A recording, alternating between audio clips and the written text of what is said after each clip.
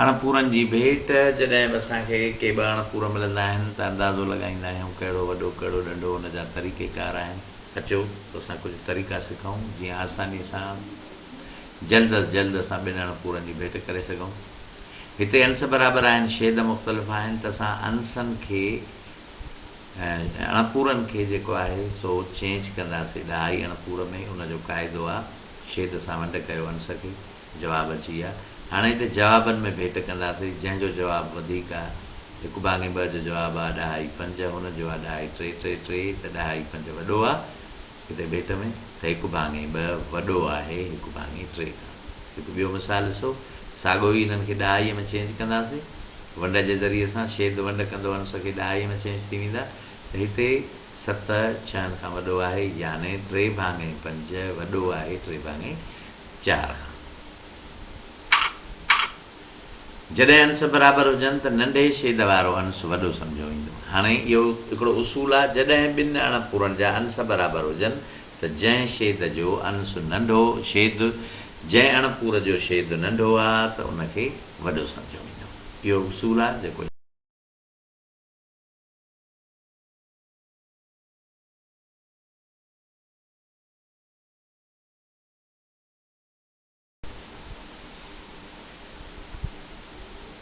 हिकु मिसाल ॾिसो, हिते छेद बराबरि आहिनि, त जॾहिं छेद बराबरि हुजनि त इन जो हिकु उसूल आहे त जॾहिं छेद बराबरि हुजनि त वॾे अंश वारो अणपूर वॾो, नंढे अंश वारो अणपूर नंढो। हिते 1/4 नंढो आहे 3/4 सां।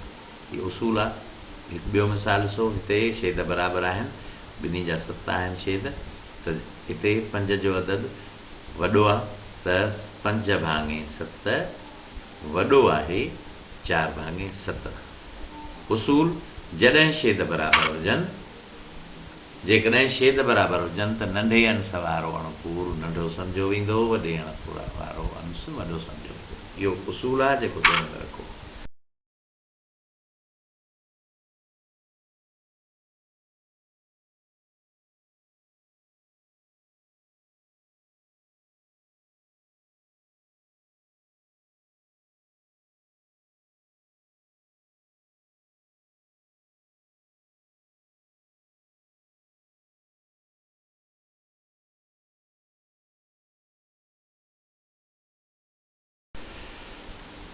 ऐं हीउ जेको तरीक़ो आहे इहो सभिनी अणपूरनि जे लाइ आहे जंहिंजा छेद बि बराबरि हुजनि, अंश बि।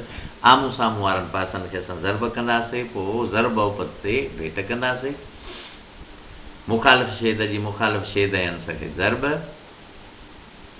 जॾहिं ज़र्ब कईसीं त ॿिन्ही जा जवाब मिलिया 10 15। वरी मुखालिफ़ छेद जी मुखालिफ़ अंश खे ज़र्ब, छेद सां ज़र्ब, हिते जवाबु 9 ऐं 15। असां हिननि जे अंशनि जी जेके ज़र्ब उपतूं आहियूं उन्हनि में भेट कंदासीं, त 10 9 खां वॾा आहिनि, त 2/3 वॾो आहे 3/4 खां। इहा असां निशानी ॾींदासीं। ॿियो मिसाल,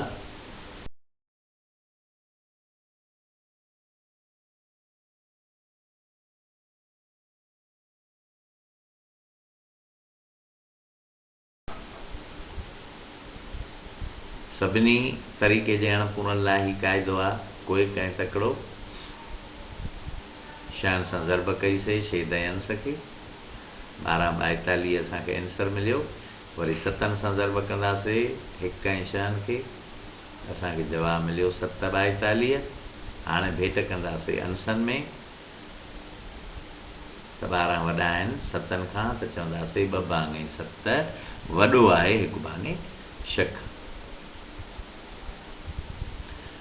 12 वॾा आहिनि त चवंदासीं 2/7 वॾो आहे 7/12।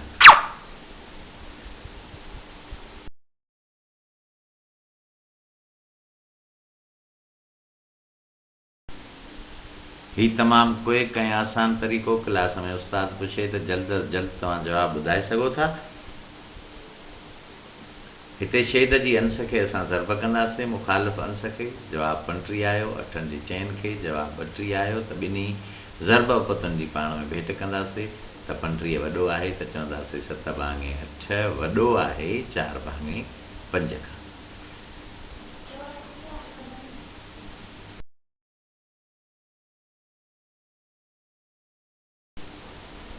हिकु ॿियो मिसाल 3 भाङे 4 ऐं 21 भाङे 28 साॻियो अमल छेद जी अंश खे ज़र्ब जवाब 84 4 जी 21 खे जवाब 84 हिननि ॿिन्ही जी ज़र्ब बराबरि आहे त असां चवंदासीं हीउ बराबरि आहे त बराबरि जी निशानी ॾींदासीं चवंदासीं 3 भाङे 4 वॾो आहे 21 भाङे 28 खां उमेद तव्हां घणो कुझु सिखियो हूंदो ऐं लाभप्राय हूंदो